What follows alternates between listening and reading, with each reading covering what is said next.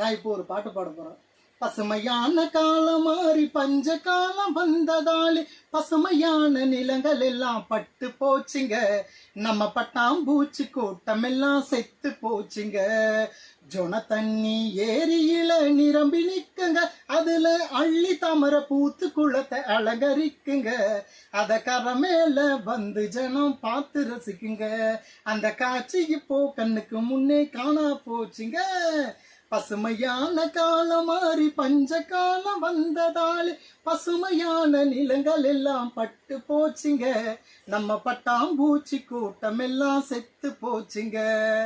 காட்டுக்கனி தின்னு வாழும் குரங்கு கூட்டங்க. காட்டுக்கனி தின்னு வாழும் குரங்கு கூட்டங்க.